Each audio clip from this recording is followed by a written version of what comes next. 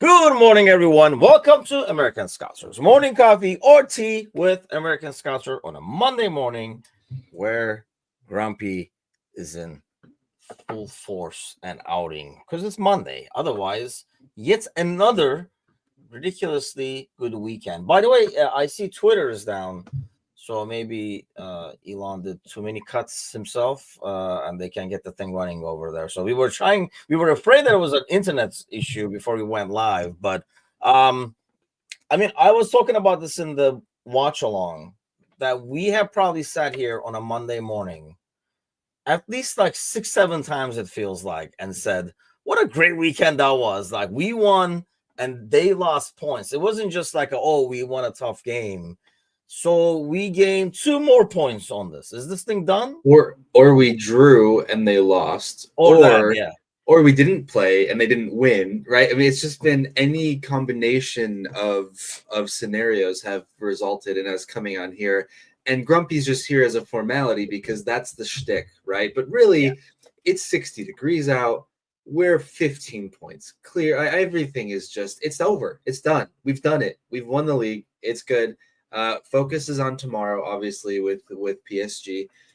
But I think now what Kazi said, this isn't a race, it's a procession, right? It's just we're getting there. It's just a matter not if but when. You know, which game is it going to be? And that comes down to how many points are Arsenal going to drop. And yeah, I maybe I need to slow my roll, but I don't know. I think we're all ready. I think we're all ready for it. I think so. I mean, at this point, it would be a huge collapse. I might stop following the sport altogether if we That's drop what I. the ball after this. That's what I said. I think like 2 months ago, I said if we somehow bottle this, I'm gonna stop being a fan of anything ever again. So yeah, I mean, dude. First of all, I mean, we'll talk about the game a little bit. I thought it was a bit more. It was exactly how I was afraid it was going to be. Let's put it that way. But then, like I say, we did the watch along yesterday. You look at that team. Couple of things to pick on Arsenal over here. First of all, the nonstop crying about injuries is just like beyond control. Whereas I've been saying it, they were never ever at any given point of the season or very free flowing attacking force and stuff like that. Just because they finished like that at the end of last season doesn't mean they were scoring this season. It was all set pieces. So, and then you watch them yesterday, and there were some weird things to it. And I thought that I would never do this, but I might have to stick up for Arteta for a little bit when it comes to like what was said after the game. But one of the biggest things that we noticed during the game was how after the goal that tied the game, like Rice and three others, I think, like there was only 3 or 4, like everybody else was under the like knew the fact that they needed a whole freaking more goals to get. They needed 3 points and nothing else. There was nothing to celebrate for tying it. I think that right there, and I know you can say it's the moments or whatever, but that right there, I think shows the mentality overall of the team when they celebrate a tying goal. I mean, even a guy like Nunez that tied it against Southampton right away ran back to the middle of the field, right? And if you have a guy like Nunez who is as emotional as it can probably get on a football field, be able to understand the situation and the gravity of what needs to be done, then you would think someone like Declan Rice would also understand that, given that we praise him for his collectiveness, for his emotion, for his play, right? So yeah, it kind of, I get it. What you're saying is that it's part of the moment, right? You get caught up in the moment a little bit. And it's not like it was a scrappy goal. It was a nice goal, to be fair. It was a great finish. But yeah, you would think that his teammates, at least, the few of them that joined him, wouldn't have joined him to celebrate him, would have joined him to like, hey, turn around, let's get this done, right? So it's tough. I mean, it's mentality-wise, I think they're just in it to enjoy what they do now and not necessarily in it to try and enjoy the future, because I think they know as well that it's done. Because I know, I can't remember how long ago it was. This is probably like 3, 4 weeks ago or so. There's a game that we fell behind and we tied up And then there's like celebrations going on, and usually, Van Dijk is the last guy to come to the celebration. Van Dijk is the last guy, and then they walk back, kind of a deal. And Van Dijk doesn't even go there. Van Dijk is like calling him over because they didn't want. And we had the lead and everything. It wasn't even like we were playing catch up. Yesterday they started that day 16 points freaking behind. So a draw is not getting you anywhere near. So you would think. Yeah, I thought that was shocking. When we were watching with Mecca, we're like, that says it all right there. Otherwise, I mean, I don't know. There's a lot of things to make fun of Arsenal today. I mean, I don't expect Rice to say anything else. Everybody's like, like delusional and stuff like that. And we've had Pep and people like that say in the past that, the league is done, kind of a thing, and maybe throw the towel. But I mean, I don't know. You expect your player to say it's not over yet. It's not over till it's over, kind of thing. That's what we would want, like Van Dijk or somebody to say after a game if we're following like City or something, like, not be like, yeah, this is probably done, because you don't want to hear that. No, absolutely not. Because you hear that from your player, from your manager, for whatever. You're like, all right, well, they've given up. What's the point of playing any game ever again? I understand there's a bit of realism that needs to be understood when players say things, but at the same time, you want them to be optimistic, because if they're going to pack it in and give up, then what's the point of even supporting them? So yeah, they have to say that they're in it. They have to say that there's still a chance they're fighting, because otherwise, it's no good as a fan to hear the opposite. Yeah, I would give more credit to Arsenal if they say it's not over until Calvin Phillips starts singing that song. Yeah, I mean, I thought that was like, I don't know, like I say, it's fun to make fun of them because they have become this team that is very unlikable somehow. Probably a reflection of Arteta more than anything else. But yeah, I mean, like, I don't know what else we went. Everybody was like, he's delusional and stuff. I mean, yeah, he is. If you probably asked him after you close the door, hey, what do you really think? He's probably going to be like, yeah, this shit is done. But he's not going to. I mean, I wouldn't want him to say that. Even, I guess, can he insert a little bit of realism? And I didn't watch the whole thing. I didn't watch that interview, so I can't comment on that one. I did watch the Arteta ones, but I did not watch the Declan Rice one. So I don't know if he threw some realism in there. Like, I don't know either. It's going to be very difficult. We dug ourselves a hole, but it's not over. I can understand that, but maybe that's why, like, people just take that quote and it looks delusional. Whereas if you put some realism into it, like, it's going to be tough, but it's not over, I would buy that a lot more. Yeah, that's true. And I haven't seen the whole interview either, to be fair, but you could definitely stand up there and say, look, it's a 15-point gap. Hasn't been done before at this stage of the league, but we're going to give it our go until we can't anymore. And I think that says a lot more than just making just a random proclamation of something that you don't truly believe in. Yeah, see, I don't. So he disagrees. He says Pep admitted it's over. Just go out with grace and say it's over. I don't know. Like, you don't want to say it's so. We wouldn't want our players to say it's over when it's still mathematically possible. I mean, what are we up? 15. Yeah. So they can bring it down to 12 if they win their game in hand. So yeah, it's very, very improbable. But I think as long as it's possible, I would want my player to say it's not over yet. And we criticized Pep back then. We did, when he said it's over. So can't have it both ways. I think I would personally want my guy to be in it until the very end. Maybe acknowledging that it's a tough task, but still saying it's not done. We're not, conceding. And Pep is out of the CL now too, right? Man City's out of the Champions League. So you could, because here's the double-edged sword, Serzi, right? If Arteta says, yeah, the league is pretty much wrapped up, there isn't much we can do, the gap is too big, we're going to focus on Champions League, they get knocked out the next round, what does that say about the team and about him? Yeah. Right? You can't give up one to only go for the other, because if the other goes poorly, you set yourself up a lot worse than if you say we still have a chance here and still have a chance here. Because it leaves the door open for fans, for just your mental sake, honestly. So yeah, you can't just say that outright, because then if you don't have a good showing in the other competition, then you're screwed. Yeah, I agree. Like I say, I don't expect anything else out of it. I mean, obviously, taken out of not even taken out of context, but taken out as just a single quote, it does sound delusional, and it really is. But probably we would want the same way with some, like I say, qualifiers saying like, yeah, it will take a miracle, or it will really take like, it's not in our hands anymore, or something along those lines. But It's in I God's know hands. It's in God's hands now. It's it's I mean, cliche is what you would want it. But let's get to the Arteta one, dude, because this yeah. really, like, I can't stand Lego Head. I just can't stand him.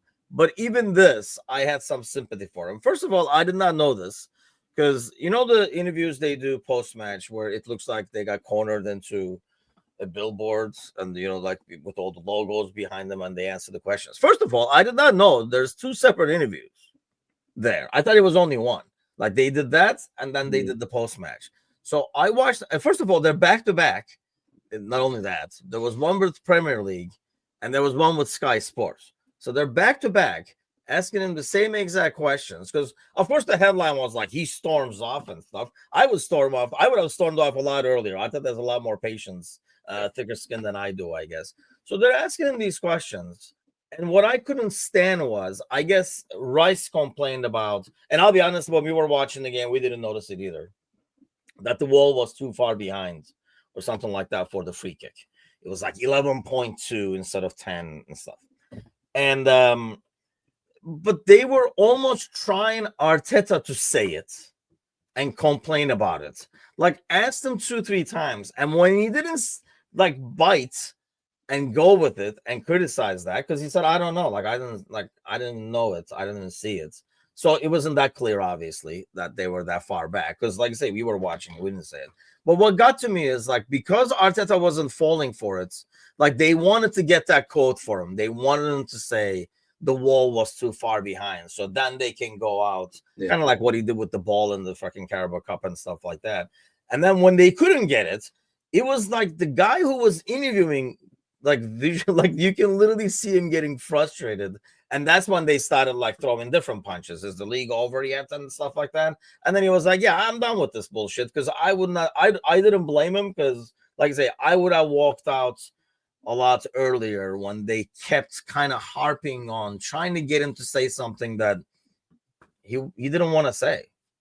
I think unfortunately we're at a point, this has been around for a while, but now even much more so with how quickly information can spread about getting these sound bites and getting these emotional outbursts, if you will, from these players, from these managers, that your feed can be flooded with this stuff. Or Sky Sports is the first one that drops the ball on, or that drops the news of what Arteta said and this and that. So these people are being hired to essentially just pick and probe.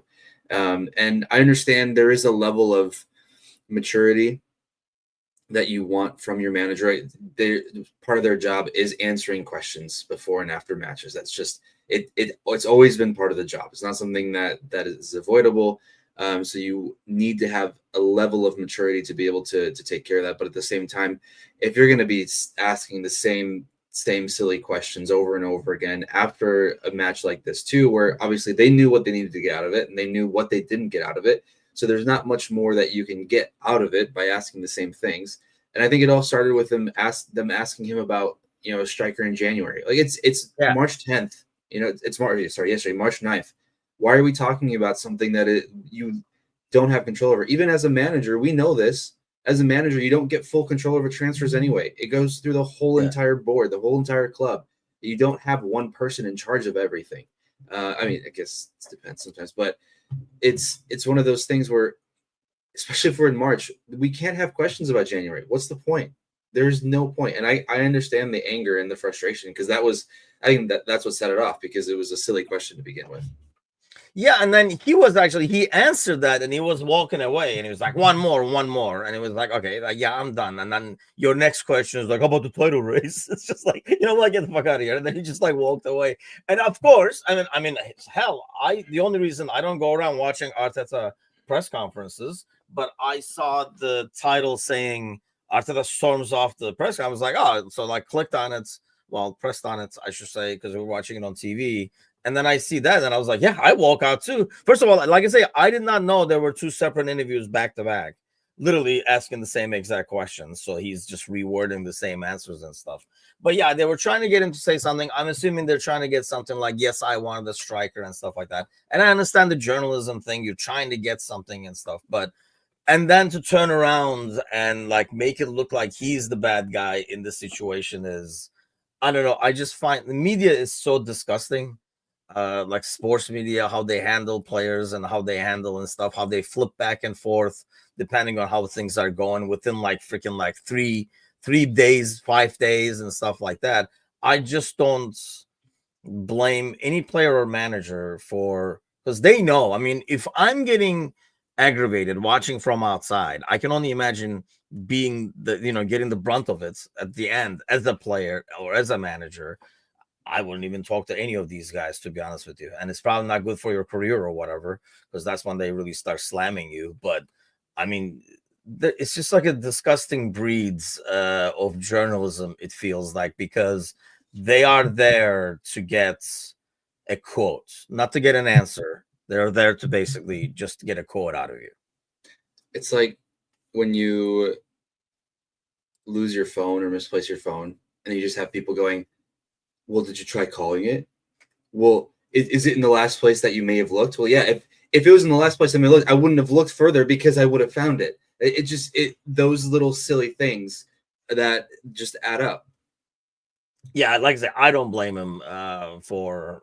I would have stormed up a lot earlier than he did, really. I mean, here's the thing: if you go back and blame him for anything, they keep talking about this January and stuff like that. But, and I understand they needed a striker, they didn't get it and stuff like that. But the irony was, yesterday we were doing the watch along, and they showed Sterling, like the director had like a crush on Sterling or something. Like they showed him like 10 times. I'm like, he's still just sitting there. And that's probably what you did sign an attacker in the offseason, and the dude is sitting there while you're playing a midfielder up top and stuff. That should be, if you're going to criticize Arteta for something, like I wish, but this is what I mean. Like, this is not what journalism anymore. You watch some of these like pre-match and post-match interviews. It's like, really, this is the question that you came to the friggin', it's almost like a standard issue 5-6 questions they have. And they're like, I'll just ask this week and stuff. I wish somebody asked them that and said, hey, you signed this dude as a striker in the offseason. When you need a goal, how come he doesn't get thrown in there? I thought they were doing some staged thing coming up. There was some foreshadowing going on because they cut back to Sterling like 10 times during the game and stayed on it. Like, we didn't have the commentary on, obviously. We're watching it, but they stayed on him for like 5-10 seconds at a time. So it wasn't like, what is he doing right now? He's eating a sandwich? Like, I don't get it. Yeah, then the problem is the big news outlets are the ones that are sending these interviewers in, and they're going to have their own agenda of what to ask. So yeah, even if the interviewer themselves would like to ask a question like that, they know that they have this and this and this they have to touch upon, and not to touch upon the stuff that we actually might care about. Yeah. Like the tactical decisions behind the reasoning behind decision A or decision B. No. It's about the same boring shit over and over again, beating a dead horse. And, it's not the worst thing in the world to have to beat a dead horse like Arteta. But like you said, if we are sort of feeling bad for him, then it's kind of getting out of hand. That's funny that Sergio says this because they did this the other day on the Champions League game. And I was like literally, I'm like, how they get this guy a date, whoever is picking whoever the director is, but it was like, hey, there's another chick there. There's another chick there. It's just like pointing him all out. Good morning. Ryan. At the end of the day, man, it's like, it's odd because we were talking about this with Mecca yesterday too. It feels like when we're talking, we have this lead and we're like, you should. Dude, the thing is almost over. There's like 9 games left. It feels like, I don't know, like, did the season go by too fast, or we were constantly like, okay, this is a big week. This is a big week. And then week after week, they just kind of add up. But it feels like there's a lot more to go, but there really isn't. There's only like 9 weeks left in this thing. And, I think what adds to that feeling is this month specifically, because there's only one league game this month. And you've got the 2 Champions League games and you've got the Carabao Cup final, that it feels like it's going even quicker because this month doesn't even necessarily get counted for us in our heads, at least in my head. I don't know if that makes sense, but because there really isn't much in this month for us specifically outside of Southampton, right, which was taken care of. Yeah. We just fast forward to April, and then we're almost at the end of May, and it's almost the end of the year, right? So, I mean, I think that's part of it, is that's why it feels like it went by so quick. I think the other part of it is that we've been so used to just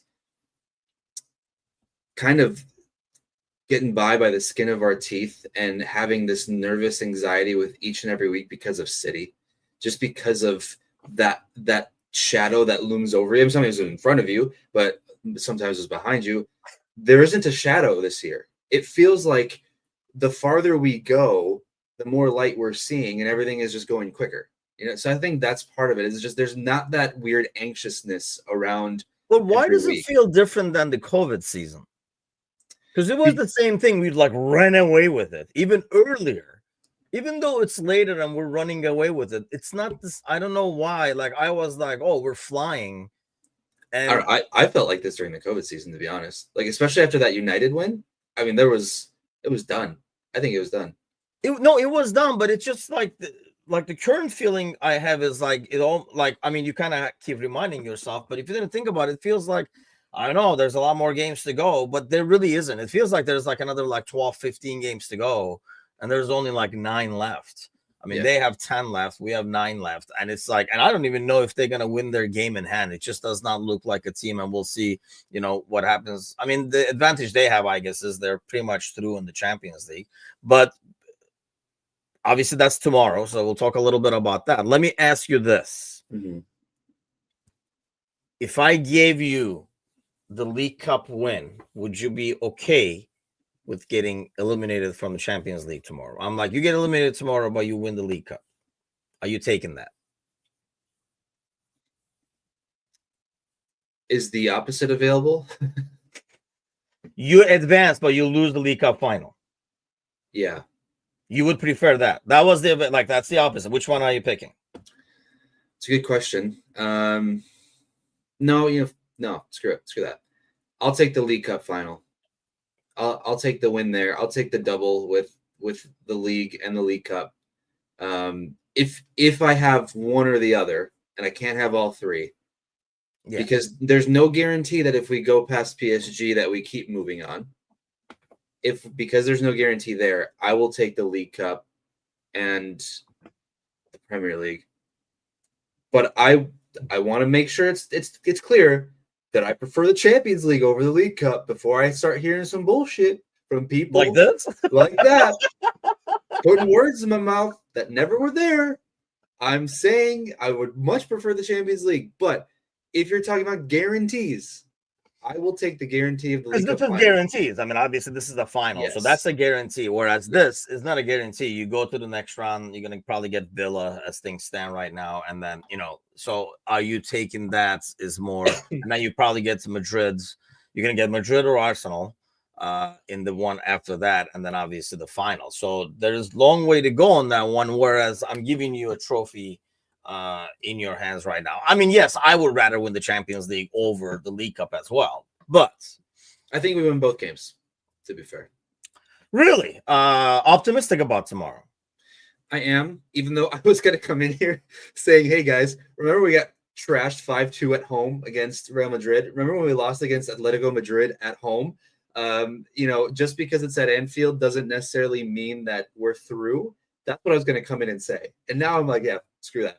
We're going through. Shall I start? I'm assuming you mean singing again? Yes. You lost me, Taco. Yeah, I mean, dude, we probably shouldn't stop. I mean, this is pretty much I mean, I think we were talking about, when do we start singing and stuff like that about like 3 weeks ago, maybe 4 weeks ago and stuff like that. And yeah, I mean, if you started then, it has been like, oh, singing for the League Cup.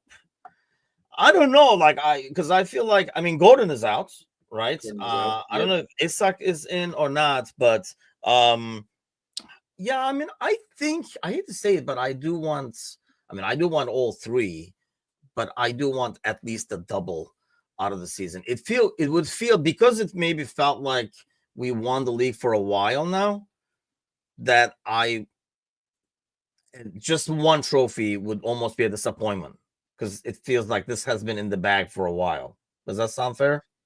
Yeah, no, but that's I understand what you're saying, but isn't Like it 2 months ago, if we said, "Hey, how about you win the Premier League this season?" You were like, "That's huge. I'll take it." But it's almost like we've already have it in the pocket for a while now. So now, the human greed comes into effect, that's and what you're I'm like, saying. Isn't that so sick? Where it's disgusting that we're like, yeah, oh well, because we've had it one for a while. Maybe we do need another one because otherwise it's a disappointment. Even though if it was a tight title race, yeah, and we won the title, like let's say the last 2 weeks of the season, didn't win anything else, we'd be over the moon. But now that we've won the title with 2.5 months to go, we're like, what else? What else yeah. can we get? Right? No, so it's so sick, man. But I'm right there with you, right? Because it feels like we should get more because of how well we've played, because of almost the magic of Slot's first season and what that could mean as a whole, as a club, as sort of a stamp on his resume, if you will. I mean, you come in to I don't care what team you come into, what you inherited. If you can come into a team and win 3 trophies potentially in the first year, no matter where you are, that is a hell of an accomplishment, especially if one of those is a Champions League and the other is a Premier League that has been pretty much been a farmers league for the last 7 years outside of 1 year for the most. Yep. I know we challenged. I'm not going to be silly about it, but you've had one club win 6 out of the last 7 and you come in, you win the Premier League, you win the Champions League, you win the Carabao, you win the League Cup. I mean, that's a huge You might as well retire. You'd be like, you know what? My job here is done. I think who was I'm trying to think. I think it was some YouTube show I'd watch every once in a while. So I want to ask you this question. I'm curious to get your feelings on it. With Slot winning the league and potentially what more trophies there could be. I think maybe we look at it differently because of the Shankly-Paisley comparison, but this question was posed to this panel: does it ruin or does it strengthen Klopp's legacy? And not ruin in the sense of like degrade, but like does it minimize Klopp's legacy? No, I don't if think Slot so. goes on and wins multiple things. I think the way it has turned out, it doesn't. The fact that he passed on the torch the way he did, making the stadium sing an Arne song, and then the other guy coming in and constantly praising what he's taken over in terms of discipline and what Klopp did and stuff like that. I think that's why it wouldn't feel like that. It wouldn't take anything away.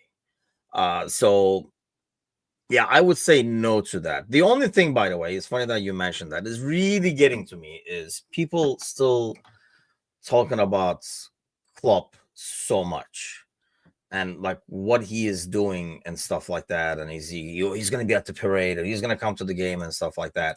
Because I find I understand like the admiration and, the dude is going to be like, admired, cherished, worshipped forever. But I feel like it's disrespectful to Slot and his crew and what he's done. Every time we go back and be like, it's like you're going out and constantly talking about your ex. Yeah. It's not a cool way to go about things. I don't think you would do that. So that's one thing, like, I'm just like gets on my nerves on behalf of Slot. I'm assuming I would think it gets on his nerves too. But I mean, yeah, to answer your question, I think it's because of what Slot has constantly said in terms of like what he took over, the discipline and stuff like that. Because I think he has been able to take over. Like, I don't know, you look at a guy like Amram or somebody like that, where you have to clean up a lot of issues, right? We got to take care of that. We got to take care of this. I think he comes in and he constantly has been talking about this, especially early in the season, where there's so much discipline to this team. There's so much leadership in the team that you don't have to deal with any of those. Like, people are always, he was really impressed with like how everybody's always early, like nobody's ever late and stuff like that. So you don't have to worry about all those issues. Those all have been done for you. like the fine issuing and the culture setting and all that stuff has been done for you. So you're just coming in and saying, okay, what are our problems? And maybe just working on the tactical stuff and all that kind of shit. So I think he's giving so much credit that it does not affect. It's not gonna be like, see, like it's not like Slot is like, you couldn't do this. This is cake, like to club or something like that, winning the league by like 20 points or whatever the hell it's gonna be at the end. But yeah, I mean that is one thing that does get annoying to me though. The constant like he's gonna be at the like everybody like I would not want him at the parades. Like he can be in the crowd, like he said, and I think he doesn't want to be because he knows. And he's been there. He knows, like, not to take the thing away from Slot, but people wanting it. Oh, you should. Like I said, this guy was like, he deserves to be on the bus. What? Like, then I deserve to be on the bus too. Like, it doesn't work like that. You know, you got to give the new guy credits. 28 games to lose his head. Yeah, by the way, that was interesting. So actually, let's talk a bit about that. But before we go to that, because that's going to take us to the Southampton game. Ryan says, I don't appreciate you saying it right about one thing, because I would think I'm right about many things, not just one thing. But that the more, even Angie the other day confirmed that. She said, I think you're right about this, but she knows I'm right about a lot of things. But more proof. That's these two contracts are that, because we're not hearing anything from the players. They even stopped asking at this point. They were getting the same answers, and they finally took the hint. You know, I mean, I'm glad that they're not asking anymore, because it's led to less of the discourse about it, you know, around the Facebook groups and the Discords and whatnot, because it was getting so tiresome. And it wouldn't be so tiresome if there was new information that we could talk about, if there was something that actually with substance came out that someone said. But nothing ever changed. It was the same stuff over and over and over. And everyone, the people that were talking about it, wanted to be the smartest person in the room, saying, well, I know this is going to happen because of this. Like, you got no idea, man. You're sitting in your chair in Nantucket. Like, you have no idea. So if there was actually something to talk about, it would be fine. But it was just, again, we're beating more dead horses. And we don't need more dead horses, guys. We don't need more than ours. I really think I don't know why I feel so comfortable about this, but I think like I can sense now, like if something happened in the Champions League, I can sense this is what we're going to do all April and May and worry about next season kind of a thing. Because League Cup will be done. And if you somehow like something happens, an accident happens on the Champions League, it will be the last 2 months it will be one big summer, if you will, because we'll be just enjoy this year, you guys. Just enjoy this freaking year. No, people would rather worry about next season. Thursday even was like already worrying about next season on Discord. Yeah, they busted them. But let's get to the game, because they did talk about Slot pretty much losing it at halftime. The most animated we've seen him, I think, said Trent, I think, is the one who said that. Because it pretty much, this is exactly what I was afraid of. Is players going out there saying like, okay, we're gonna win this, right? So when is this gonna happen? Like what time does the winning starts? Is how they started the game and really took a goal to wake us up. Because I almost feel like if they don't get that goal, God forbid that goal comes in like 70th, 75th, we don't wake up until then. I don't know if he would be able to wake him up again at halftime, because I think it's a combination of that goal along with the Slots kind of like dressing down that they were not taking it seriously. And I guess here's where I give him a lot of credit. He went and changed 3 players. It wasn't just the dressing down. Usually you get now go out there and make it right. He didn't do that. He did make the changes because he didn't feel some things were like working well. Yeah. And you need to have a manager that has the courage and guts to do that. I think there were many moments that we just got done saying that we're tired of having to talk about, but there were many moments in Klopp's seasons that we felt like there were moments where he should have taken players off at halftime. He should have made a bigger change than just to have that speech and have them come back out just to play another 15 minutes to get subbed out anyway. Because then you just lost 15 minutes for nothing because nothing changed. Yes. Right? If you really want to see something change, sometimes you have to change the personnel, not just change your words, because you can say a bunch of stuff, but if it doesn't really register and you go out and do the same thing, the only thing you're wasting is time. and you're going to lose 15, 20 minutes because you're not going to go out and sub at 47 minutes usually, because that just doesn't make sense. You give another 15 minutes and you sub from there. So yeah, I appreciate the fact that he is willing to do that. And I think we've known about that since the very first game of the year, right? With him taking Kwanzaa off. I understand that there are some feelings about that still, and maybe breaking the kid's confidence, but it also set a standard for the rest of the players, I think, and they understood that if they're not performing to what he expects them to perform, like having an off day is okay, but having an off day and not doing what you're supposed to be doing as well, that means you're coming off, right? I mean, you're allowed to play poorly. We're human. They're human beings. We're not robots. And so you're allowed to play poorly, but if you're playing poorly and not playing the way you're supposed to at the same time, you're coming off. Easy as that. And so I do respect that he did that. And it was when you have the team in last place in your league sandwiched in between PSG and then a cup final, no players thinking about that game. We like to say that oh, they'll be up for it. It's Anfield, blah, blah, blah.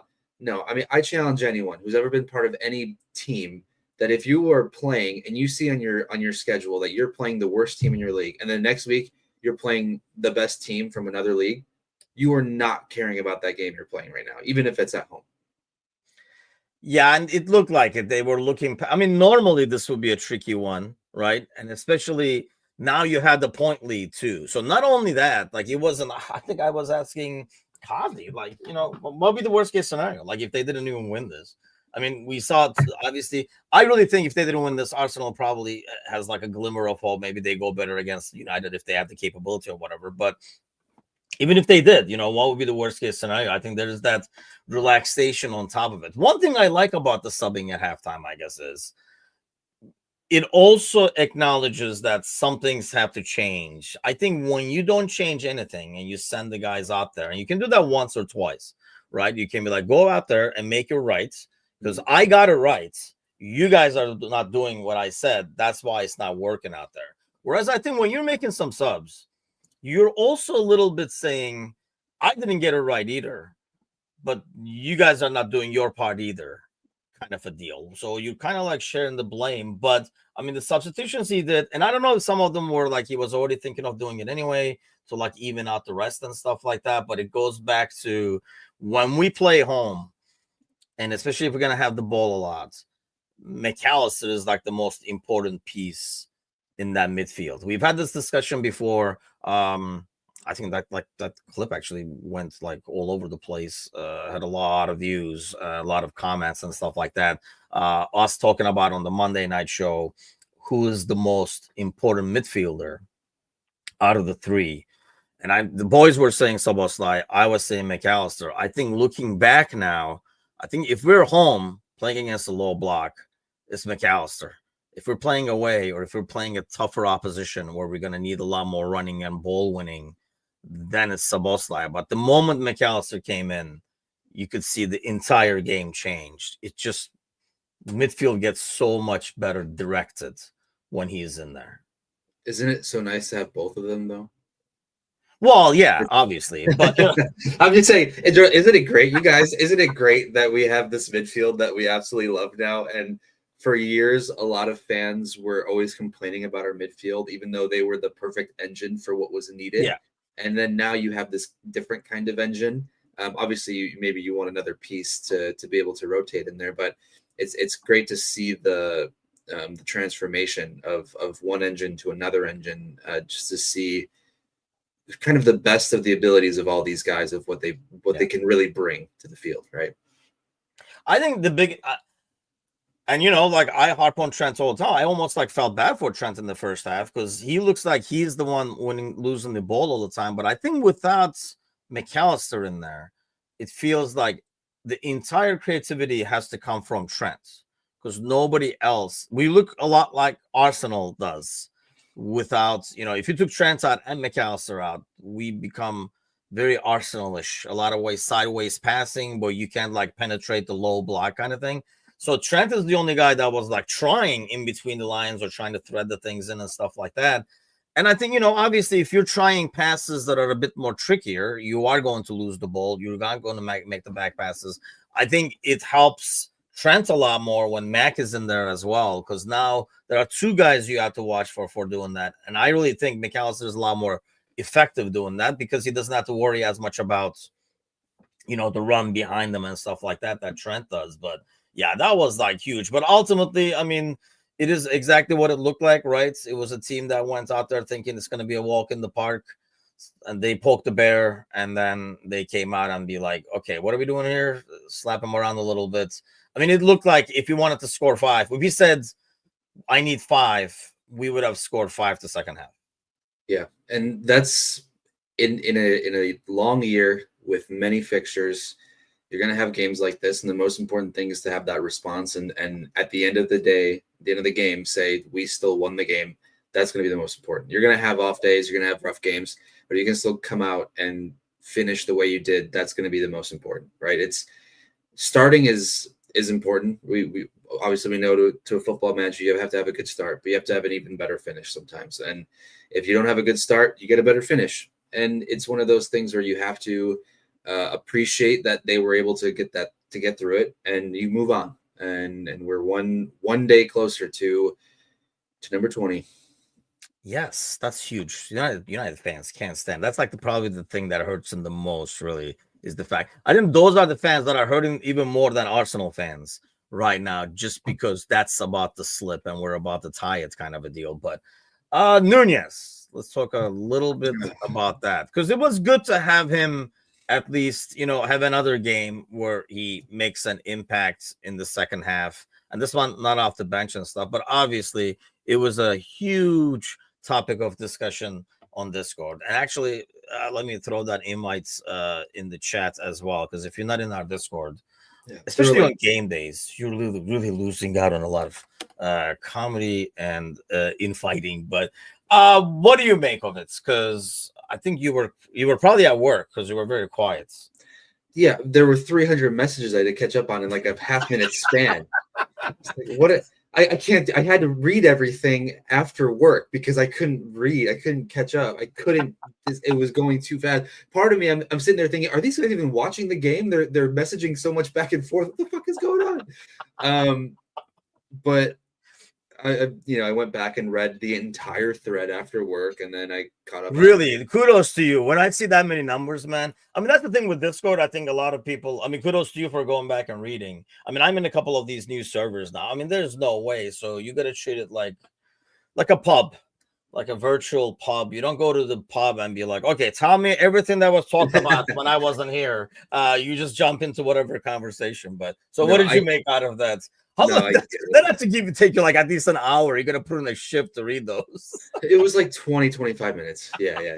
And it was one of those things too where after work we had some plans to go see friends.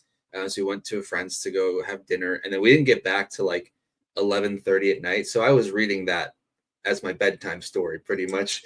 And yeah, I was a nightmare. Dreaming of Anon as I was going to bed.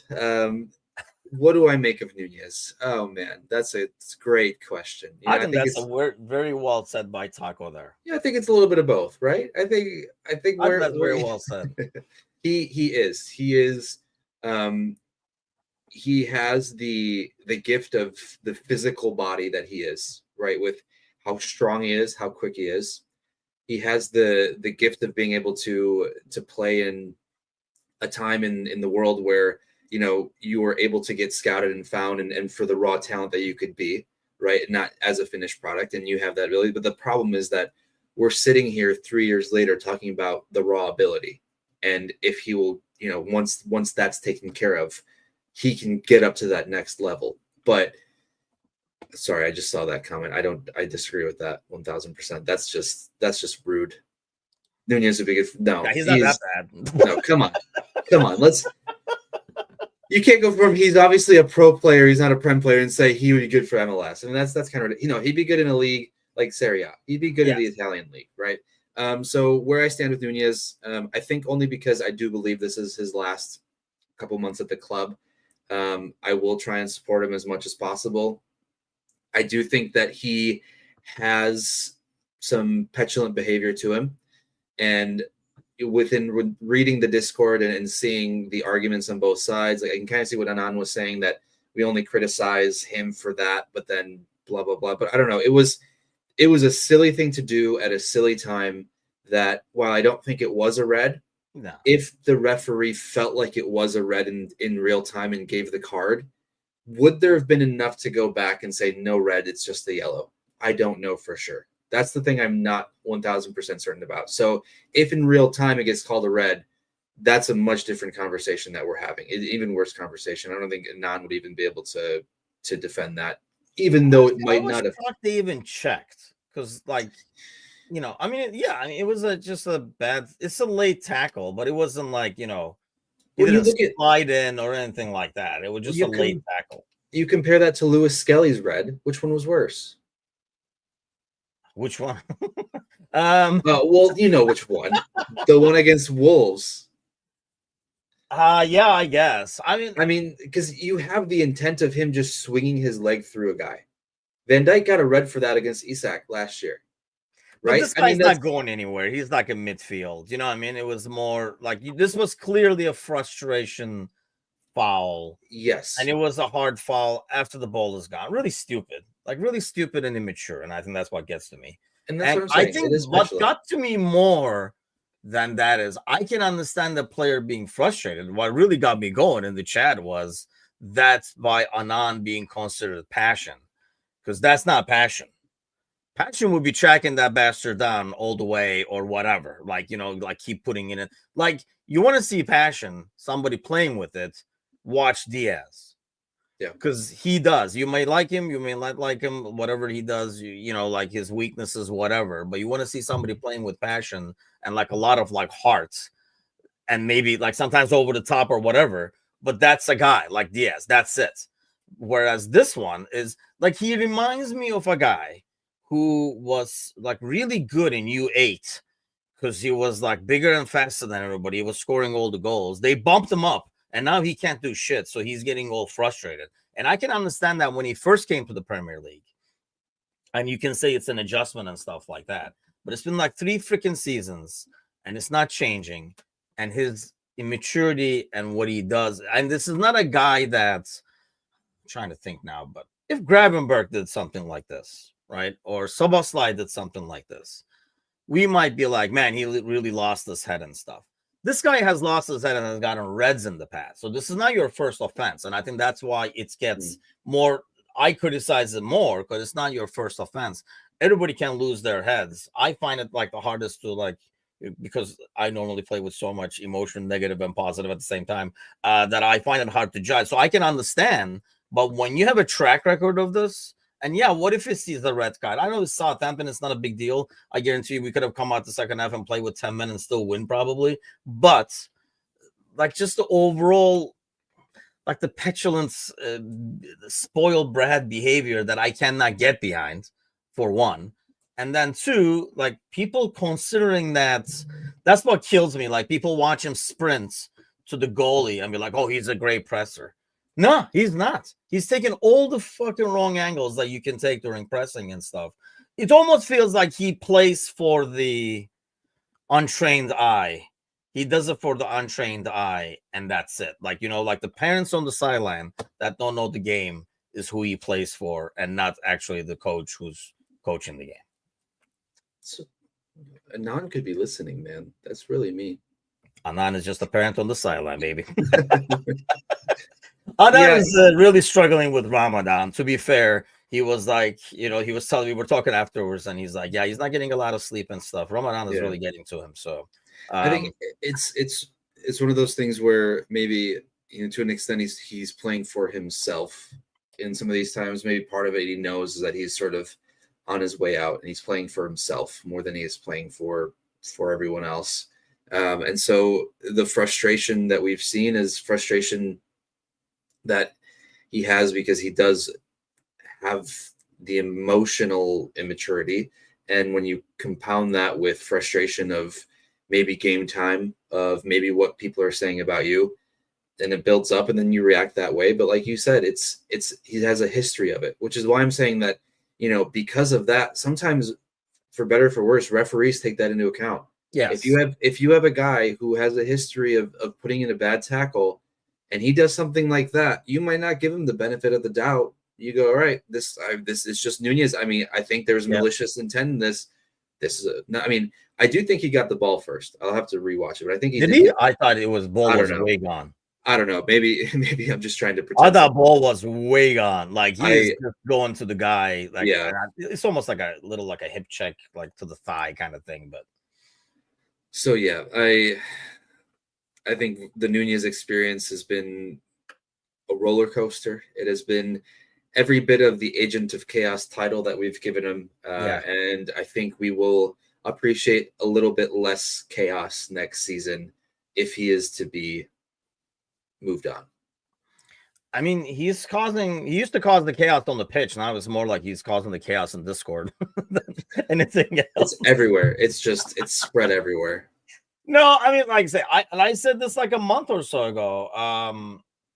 That Lassan says he did get the ball. I have to go back and watch. I thought the ball was way gone, to be honest. That's what I thought. He was just going in there to. It could be like he got the ball through the guy, kind of a thing. I don't know. I got to go back and watch. But I think with him is it's just like it's not working. But I did say like a month or so ago that he will probably still have 2-3 big moments as a Liverpool player. But I think you look at Slot and the system. And then you can't plug in like an Agent of Chaos anywhere in there. And I think he's too expensive of a signing to keep. And he's not a guy that's going to be comfortable with a Divock role or something like that, like come in and cause chaos and stuff like that. So, I mean, Taco says, he has not, because Sergi was saying that he's walking away with a bunch of medals, but not because of him.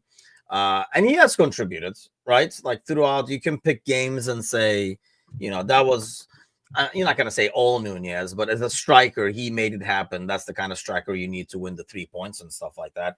Has never been consistent. I just don't think he fits, and it doesn't work. And I honestly don't think he's a very intelligent player in terms of understanding the game. And I'm not saying like, he's an idiot. But, he's not that. I think that this team is a bit more. If he was going to succeed, it was going to be on their club because it was a bit more basic, I think, than this. I mean, and honestly, even then he couldn't, because I don't think he could get to the gegenpressing. And that's why he wasn't getting as many opportunities, because he just could not get it. And I think that's like the issue there. I mean, these guys all know the game a lot better than we probably will, because they played it all their lives and they play it all week as their job and stuff like that. But still, there are players who are smarter than others on the pitch and who understand the game. And those guys go to a higher level. And even within that, just look at a guy like McAllister. Like, you can kind of tell which players have like a really good understanding of what to do and where the game is going, where the spaces are and stuff like that. So it's like he's just exciting when he does score. I feel for him though as a human. Do you feel for him as a human? I mean, I feel for him because he's like he has been an easy guy to root for. But when he does things like this, it's just like I don't want a guy like that on my team. I don't consider it passion. If Bruno Fernandes does it, we talk shit about it for fucking weeks. So I don't want a guy like that on my team, because that's not passion. That's losing your head.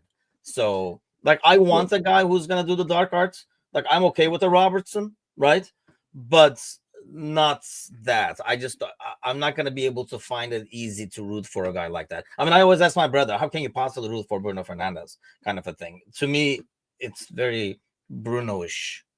Well, and the answer ends up just being, well, he's on my team. He's my captain. I mean, it is what it is. And I agree too, because we sit here and we criticize teams like Arsenal and United and City for some of the players they have, while those players are loved by their fans.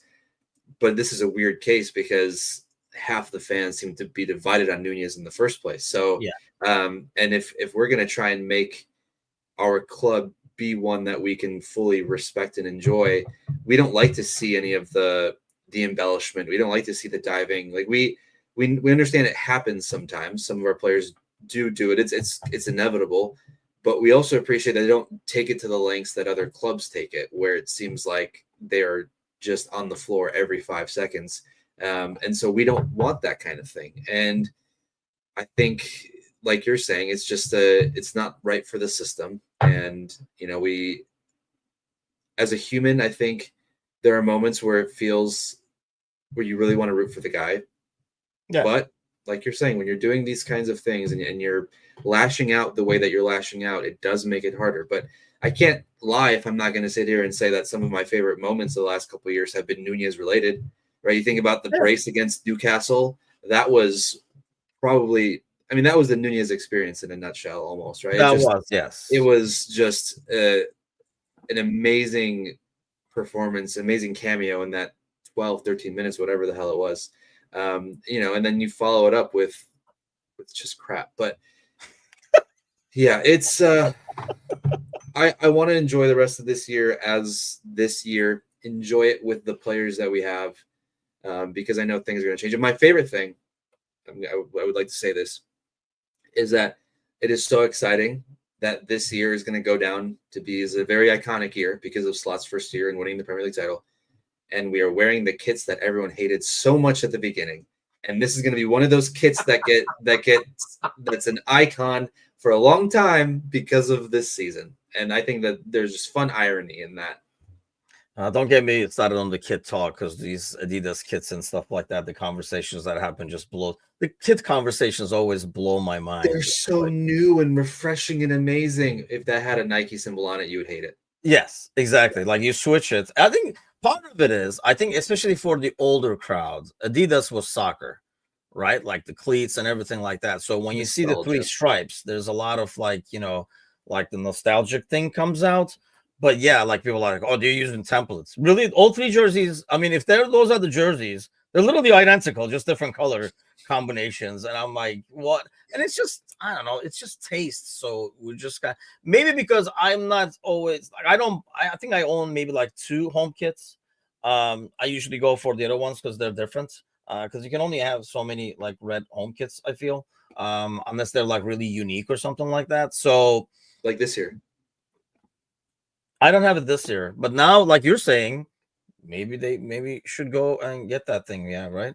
Don't Taco, don't don't get me started, because I was like, oh yeah, everybody was like, oh, these look great. Really? Because it's just, I mean, they do the 3 stripes, so they do look great. However, like we're saying, if you just slap a different, if you slap a Nike logo on there, the conversation's a lot different, because people talk about, oh, look how boring these are. They're not trying to think of anything new, blah, blah, blah. Yeah, see, they're now, Taco says they're clean. If Nike throws that out, what was the plain one they threw out there? They're like, they're not even trying anymore. It was like last year and stuff. Yeah, with the white trim, like, the Ringer shirt they put out there. Yeah. I mean, that's the thing. It's just like, I mean, I don't know. I think nobody wanted Nike to start with. So anything they throw out there, and they've had some like really nice jerseys, and people are talking about like New Balance and stuff. I'll tell you what, the problem was New Balance was you could go to New Balance stores in the US and you could not get like a freaking Liverpool kit because they never had them. Whereas like Nike, you can go all over the place and find Liverpool shirts actually in sports stores in the US. And I would think if it's in the US, it's all around the world. If New Balance wasn't selling freaking Liverpool jerseys in the US in their stores, they sure were not selling it everywhere else. So that's the thing. It has to, at the end of the day, it has to make club money and has to be accessible as well. But let's see. It's an early prediction for tomorrow from you. Oh man. Let's go 2-1. 2-1 good guys, with a 3-1 win over on aggregate then, and we go through. Sam was at that 7-0 game. I have like man over here. I think Megan was at that game. That's a great game too. That's a like historic game to be part of, kind of a deal. 2-1. I do like that because I think they do get a goal this time. But I can go with the 2-1. I am a little worried about this. The only good thing I think is, compared to the Southampton game, I almost expect the opposite, where they are going to know that these guys are for real. And I think you'd hope so. Efforts, right? Yeah, because especially after the first game, because I don't think that was a fluke, and I don't think that was like the Paris effect or whatever. But so I think it's going to take So I do expect a lot better performance out of that game tomorrow. And you are starting 1-0 ahead, which sounds crazy to freaking say after watching that game and hoping for like to get out of there with a draw and stuff like that. But it's Monday, so you got groomed last week. I did. So who's getting groomed today? The dog. The dog is getting Time for groomed. the dog. It's a nice day at least. So there's supposed to be a nice week. Spring is here, people. I think no, Don't not jinx yet. it. Don't jinx it. It's coming. It's coming. See, We'll have like a day or two where it suddenly gets 3 inches of snow or something like that. But see, like I think it's like the opposite. I would have been more worried if we came out and smashed Southampton like 5-0. Overconfidence. Right? Like I feel like this one is like, okay, yeah, we gotta be on our game. Things don't just come to you. I think, and the reason that Southampton performance was like that was kind of like looking past them onto Tuesday and stuff. But that should be interesting. We'll probably talk a lot more about that tonight, 7 o'clock Central, 8 o'clock Eastern on the Monday Night Podcast. I think it's just me and Gally tonight. I think Bickler is out of action. So we'll talk about some of the stuff we talked about, as well as like looking more ahead to the PSG game and a couple of things that we talked about last week. I want to see where Gally's at with them now. But so do tune in for that. Until then, have a great week, everybody. And we'll see you guys tonight. Take care.